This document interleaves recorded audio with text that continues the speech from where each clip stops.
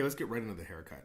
The first section is going to be in the basement, and it's the basement actually is there's a diagonal section through the basement, so it's higher on the left-hand side, and it drops all the way down to the hairline on the right-hand side. And I'm going to take that higher left-hand side, and I'm just going to elevate 180 degrees, and then I'm going to slide out from short to long, and that's going to be a stationary guide. I'm just going to push everything into that stationary guide to create length on her right-hand side, where the finer side of the basement is. And then I'm going to disconnect that when I go to the next floor.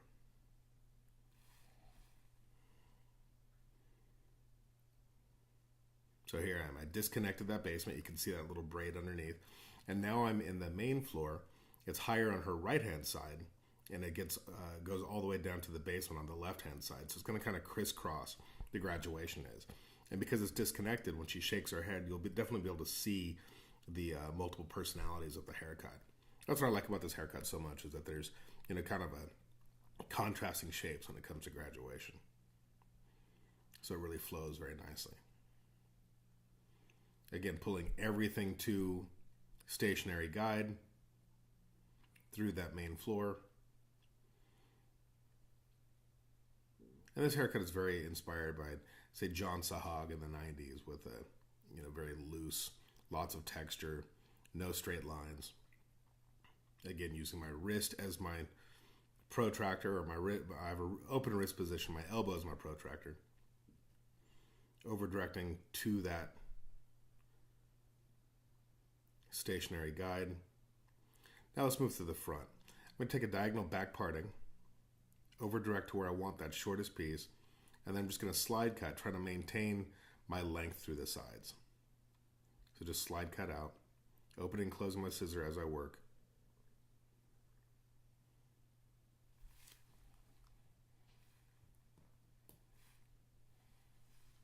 Again, right to that stationary guide. Work all the way till there's no more hair. I'm not a huge proponent of slide cutting. I feel like I'm not that good at it, so I just have always kind of tried to shy away from it. But since I've been trying to open my mind to different techniques, I've been trying to use this a little bit more. So most of this whole haircut is done off of dry cutting. So again, a diagonal back parting on the other side. Now what I have been experimenting with is I have watched people hold their scissors upside down. So I'm holding my scissors upside down to cut this other side.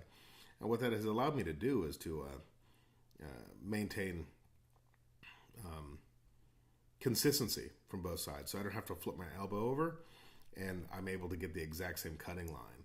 So I have made fun of people who flip their scissors over a lot. In this one instance, it seems like it does kind of work a little bit. So through the roof, I'm just going to take a profile parting, and right where that hair wants to relax, so I'll bend it, and that hair wants to relax and make like a little curve. That's where I start my shortest piece, and then I just slide cut all the way out.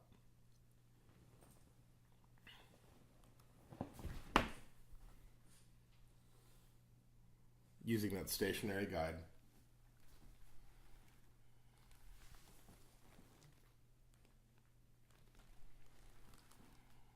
Pushing everything into what I previously cut.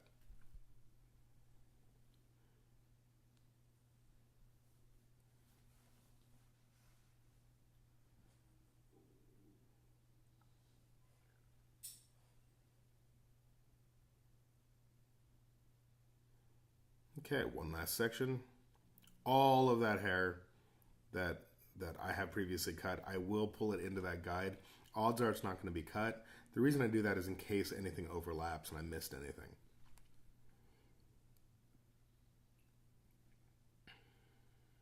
So I'm going to work on the other side. I pushed on her left-hand side, now I'm going to pull on her right-hand side. The elbow goes right back into place.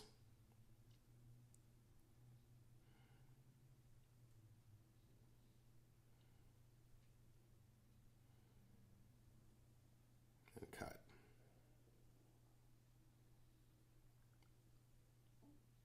Dropping all my disconnections.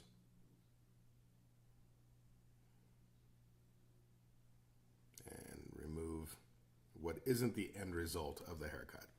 Okay, so I get a nice little shape. So now through the front, I want to create kind of a face framing type effect. I want it to be a little heavy, so I'm holding my hand lower and I'm doing like my little whittling technique that I've been using a lot lately, where I'm just using my scissors as my guide and I'm pulling all the hair into my scissor, and that's what's going to give me my guide. So anything that doesn't come to the scissor doesn't get cut. So that's how I'm creating kind of a nice little like, round line or like round graduation right there. So through the front, it's a little heavy. So through the front, I'm just going to use a little technique called pleating, where I just over direct to about my pinky. I find my length guide in the front, and then I'm just going to point cut and remove the weight. And what that's going to do for me is it's going to maintain my line, but it's just going to remove the weight.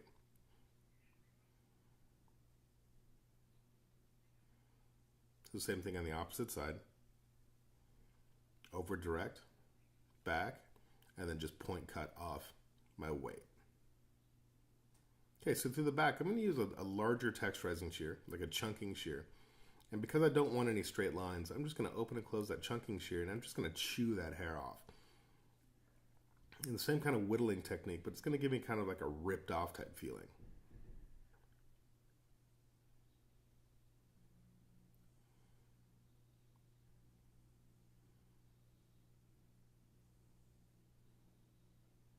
Just opening and closing.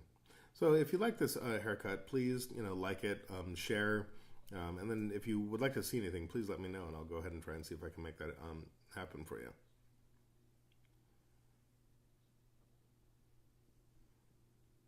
There you go, just chewing off the end.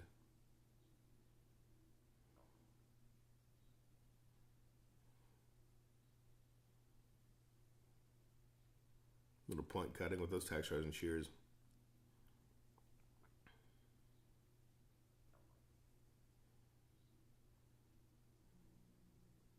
I think it's a pretty cool little haircut.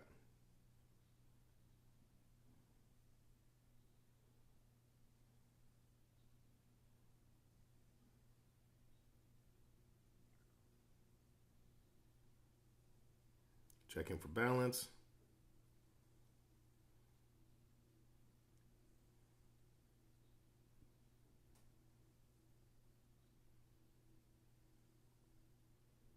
There you go. That's the end result. See if I give it a little bit of a twirl. You can see the disconnections underneath and how the hair wants to flop one way.